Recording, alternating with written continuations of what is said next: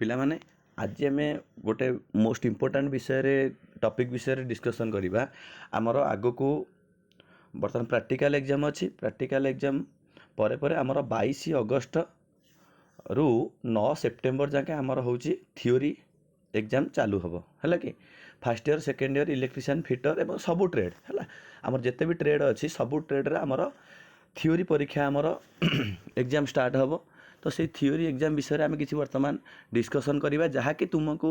परीक्षा बेले बहुत सुविधा हम एग्जाम देवाई देखो जिते आम थियोरी एग्जाम दबा तो बहुत गुड़े क्वेश्चन आम गवर्नमेंट तरफ आसी आम केमी से क्वेश्चन एवं तार सल्व केमी आम जानीपारे आम थियोरी एग्जामटा बहुत इजी हम फास्ट अफ अल देख समस्ते गोटे कम कर देख ये साइड आमर भारत स्किल देख भारत स्किल समझे इंटरनेट ऑन कर गूगल को जाइए भारत स्किल टाइप कर भारत स्किल टाइप कलापर देख ये इंटरफेस आसो ये इंटरफेस आसला भारत स्किल ये इंटरफेस आसला देख तले लिखाई सीटीएस है कि ये सीटीएस लिखाई सीटीएस रे क्लिक कर सीटीएस रे क्लिक कलापर ये गोटे इंटरफेस तुम आगे खोल जो इंटरफेस रे आमर electrician fitter electronics mechanic computer operator and programming mechanical motors welder wireman draftsman civil ये सबू ट्रेड आमर आवेलेबल अच्छी बुझीपार कि धर आम जब बर्तमान इलेक्ट्रीशियन विषय में डिस्कस कर fast year second year both fitter first year second year both कौन कर मारिला परे ये जो इलेक्ट्रीशियन लिखाई इलेक्ट्रीशियन पिला इलेक्ट्रीशियन मार फिटर पिला फिटर मार है इलेक्ट्रीशियन क्लिक कर इलेक्ट्रीशियन क्लिक कलापर ये तुम आगे देख इंटरफेस खोला लिखाई स्टडी मटेरियल कौन कौन दरकार employability skill question bank mock test सब जिन अच्छी तुम्हें जब बर्तमान क्वेश्चन बैंक क्लिक कर क्वेश्चन बैंक क्लिक कलापर देख आसीगला इलेक्ट्रीशियन समस्त क्वेश्चन प्रायतः ये आसला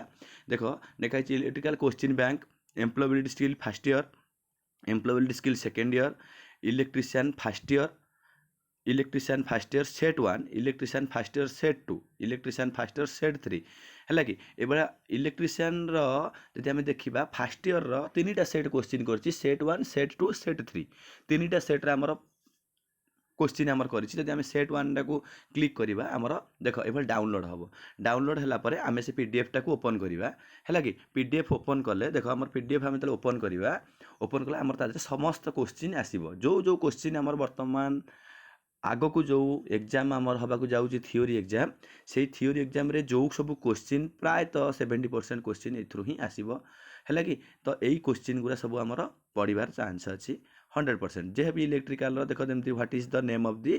टूल्स ये टूल्स ना कौन कटिंग प्लायर बा वायर स्टिपर ना क्रीमिंग टूल्स ना साइड कटिंग प्लायर है कि ये जमी टूल्स रे जो क्वेश्चन नंबर 7 यही भाव में सब जो क्वेश्चन आमर आसो से क्वेश्चन सब आधे देती है कि थियोरी देख आदि सब जहाँ क्वेश्चन देती तो सेट 1 गला सेमती सेट 1 गलापर सेमती आम सेट 2 डाउनलोड करवा electrician fast year set 2 download करवा सेट 2 रे भी आमर सेमती डाउनलोड हम डाउनलोड होगापर आम पीडीएफ ओपन करवा पीडीएफ ओपन कलापर आम सेट 2 जहाँ जहाँ क्वेश्चन अच्छी से क्वेश्चन गुरा आसो आमको से 3टा सेट रु समस्त क्वेश्चन की है कि जहाँ जहाँ क्वेश्चन अच्छी सब जहाँ क्वेश्चन के आम पढ़ार अच्छी है कि एबे जो समय तुम अच्छी बर्तमान आउ तुम हाथ में 20 दिन समय अच्छी ये 20 दिन भितर तुम्हें यही सब क्वेश्चन डाउनलोड करी फास्ट इयर इलेक्ट्रीशियन हो कि सेकेंड इयर इलेक्ट्रीशियन हो फिटर हो समस्ते देख सेकेंड इयर इलेक्ट्रीशियन सेमती तुम ओपन कर second year electrician set 1 set 2 set 3 set 4 है कि सेट 3 3टा सेट सब जान देती आम जब electrician second year set 1 open करवा सेट 1 ओपन होगापर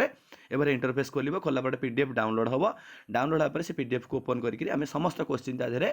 आमर अच्छी है से क्वेश्चन गुरार आम क्वेश्चन और तार आंसर सब देती है कौटा तार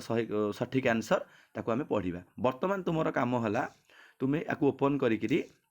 समस्त क्वेश्चन पढ़ सेम जब फिटर पिला आम देखा आम प्रायतः फिटर पिला भी इलेक्ट्रीशियन फिटर तो बहुत ट्रेडर पिला अच्छा जब फिटर पिला आम देखा फास्ट इयर सेकेंड इयर से फिटर रे क्लिक कर फिटर क्लिक कलापर ये इंटरफेस आसला ये मॉक टेस्ट अच्छी चाहिए भी तुम मॉक टेस्ट दे पार चाहिए भी क्वेश्चन बैंक तुम आम मेन हूँ क्वेश्चन बैंक आम क्वेश्चन बैंक क्लिक कलापर तुम भी आसीगला employability skill second year fitter first year theory